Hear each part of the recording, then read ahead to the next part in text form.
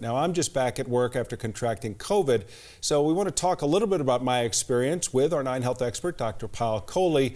You and I have been in contact throughout, and Dr. Coley, I started to feel those cold-like symptoms, took a rapid test and got a positive, and then started to feel pretty sick. Yeah, Tom, I'm glad that you called them cold-like symptoms, because really we're thinking it's probably COVID because we're in the middle of a pandemic. But it is important, and this is something that we discussed, to make sure that it's not the flu, make sure it's not strep throat, make sure it's not RSV or respiratory syncytial virus, because all of those can present very similarly, and they all can present at this time of year. And essentially what we're talking about are head and neck symptoms, Tom, many of which I'm sure you can describe: sore throat, runny nose, headache, fatigue. But you can also get some of those systemic symptoms like fevers and chills. Lung symptoms less likely. So that shortness of breath that we were talking about with the Delta variant and other variants, less likely with this.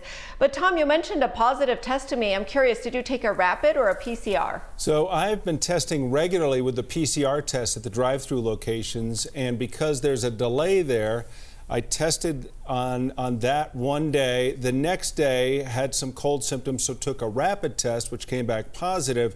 And it was a day later that I got the test from the day before saying that I had been positive when I took the drive-through PCR test. So, you know, while it did affirm the diagnosis, it also was something where that delay, that's a problem for people, I think.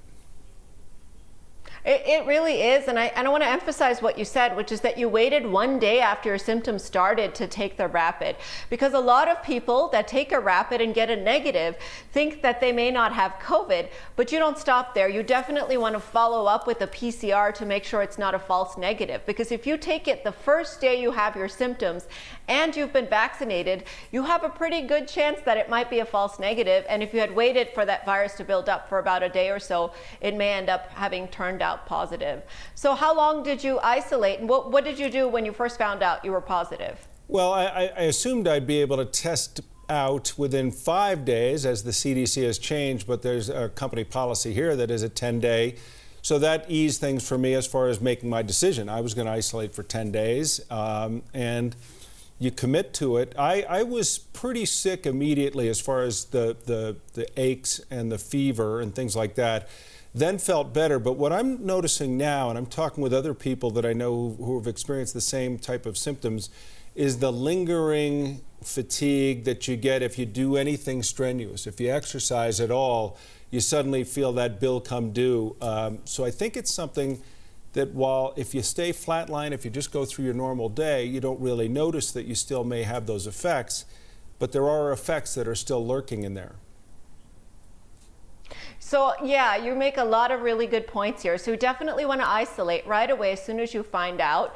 And we're no longer really saying those 5 days, because we now have 2 new studies that have come out, one out of Japan that just came out a few weeks ago, that says the peak infectivity for Omicron may actually be 3 to 6 days after your symptoms start. So that 5 days falls right in the middle of that window. And another study that came out of Harvard just over the weekend that says up to 39% of people may be positive at day 5.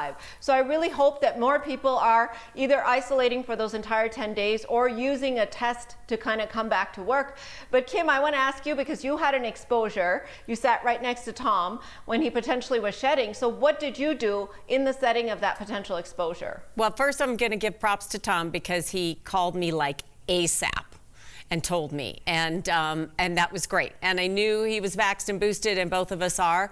And then I reached out to you first, but I did nothing. I happened to have a day off, and I had a couple extra days, so I asked you what to do, and you said I had, I think I said I had 2 at-home tests at home, and you said don't waste them.